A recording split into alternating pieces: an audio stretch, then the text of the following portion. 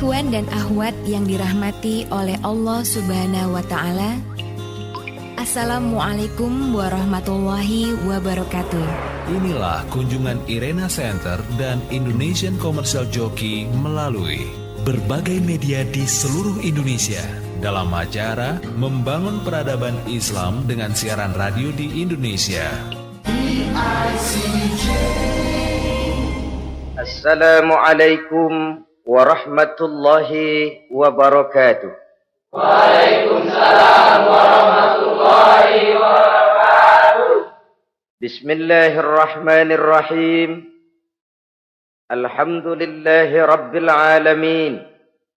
Wassalatu wassalamu ala ashrafil anbiya'i wal mursalin, imamil muttaqin, sayyidil ghurril muhajjalin, sayyidina wa maulana Muhammadin wa ala alihi wa ashabihil mujahidin at-tahirin, amma ba'du. Saudara-saudara kaum muslimin rahimakumullah.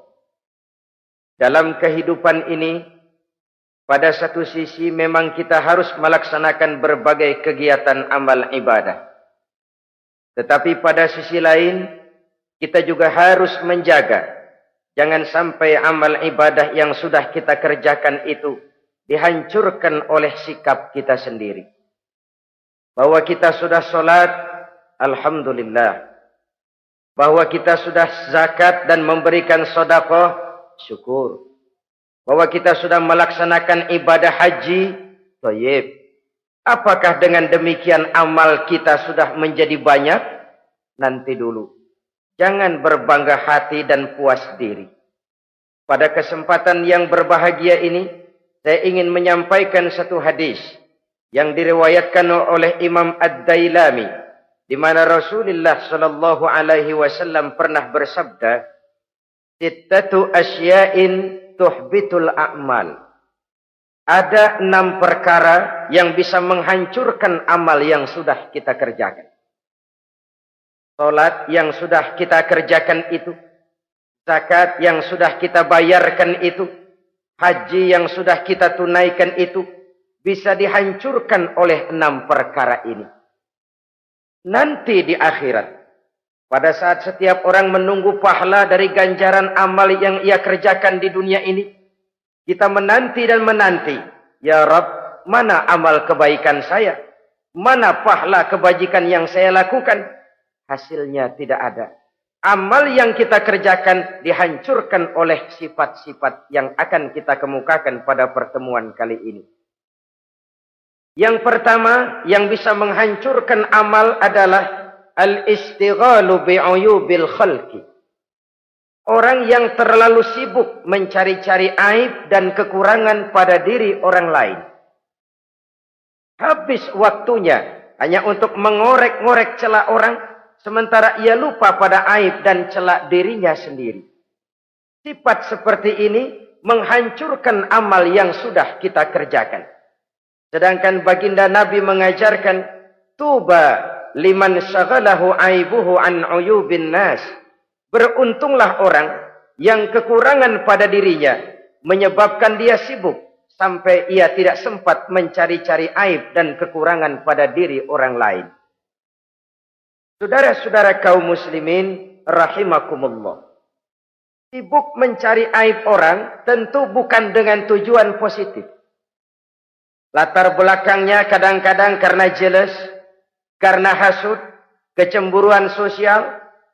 Sore, pagi, siang, malam kita korek-korek kesalahan orang dengan target hancur martabatnya, jatuh kehormatan dirinya, hilang nama baiknya, dilupakan dan terisolir dari tengah-tengah masyarakat. Perbuatan yang demikian sungguh terlalu amat sangat kejam. Salat kita, puasa kita, haji kita bisa dihancurkan jikalau kita terlalu sibuk mencari-cari aib orang lain. Muslim dengan muslim itu bersaudara. Kalau kita menganggap muslim yang lain adalah saudara kita, maka aibnya adalah aib kita, kekurangannya juga adalah kekurangan kita. Pada saat kita melihat pada dirinya terdapat kekurangan, tugas kitalah menutupi. Ini yang dijamin oleh Nabi, man satara musliman satarahullahu fid dunya wal akhirah. Siapa yang menutupi aib dan celak orang-orang beriman, Allah akan menutupi aib dan celaknya di hari akhirat nanti. Zaman sekarang, zaman gosip. Zaman sekarang, zaman isu.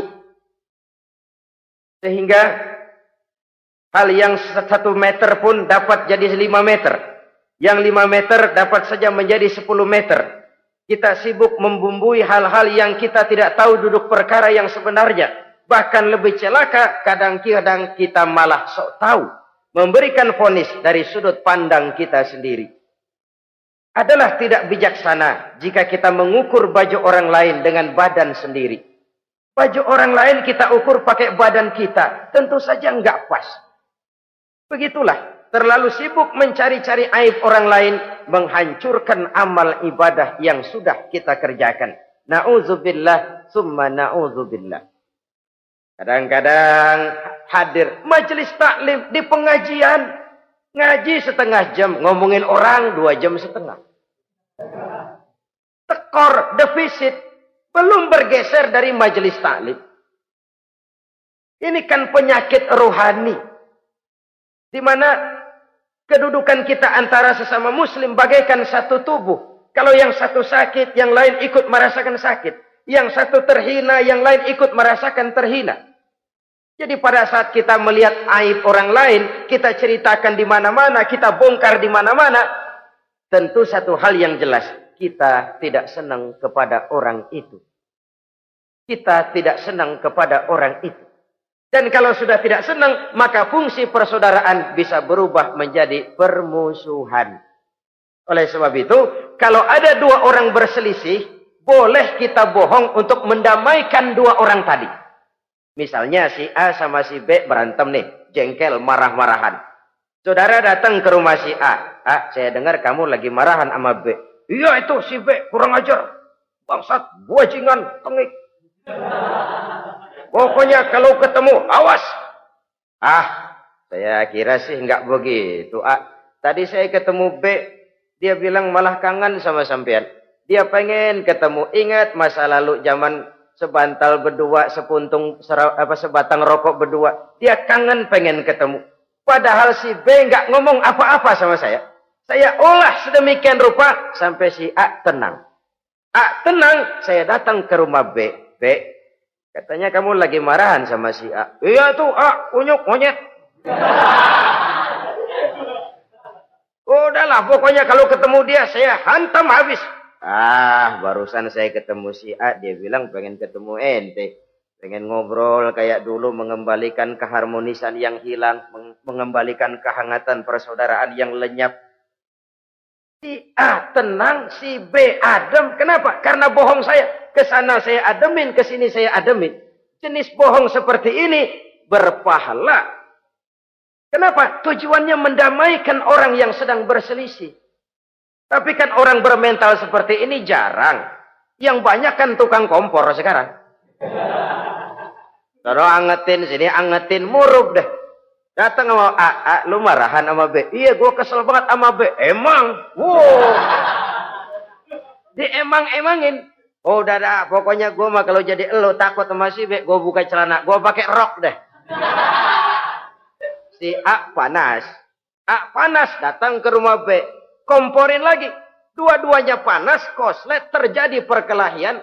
Biang iblisnya tukang kompornya. Sampai untuk mendamaikan 2 orang yang berselisih. Diizinkan berdusta. Kenapa? Prinsip Islam itu islah. Mencari jalan damai. Bukan mengeruhkan suasana. Inilah realitas di tengah-tengah masyarakat. Enakan ngomporin daripada nyiramin. Enakan manasin daripada mendamaikan 2 orang yang sedang berselisih. Apalagi kalau kita punya kepentingan. Main nimbrung aja kayak toge. Kagak ngerti urusan. Nyampur aja nyampur. Toge kan begitu toge. Ada laksa nimbrung. Ada gado-gado ngikut. Ada kredok masuk. Kagak ngerti juntrungan masalah. Main nyampur aja nyampur. Ini kan tidak objektif namanya. Nah, mental seperti ini. Wah. Sholatnya khusyuk, zakat bayar, sedekah iya. Tapi kalau suka cari-cari aib orang, Jembreng kesalahan orang di mana-mana. Salatnya, puasanya, hajinya bisa dihancurkan oleh mental yang seperti ini. Jangan bangga-bangga, salat saya sudah banyak, puasa saya hebat, mantap, haji saya tiap tahun mondar-mandir ke Mekah.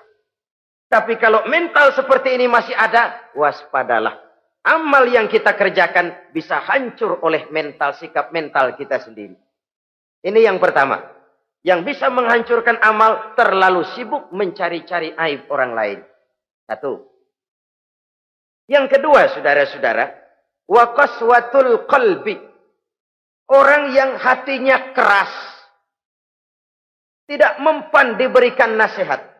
Baik nasihat yang datang dari luar dirinya, ataupun nasihat yang datang dari dalam dirinya.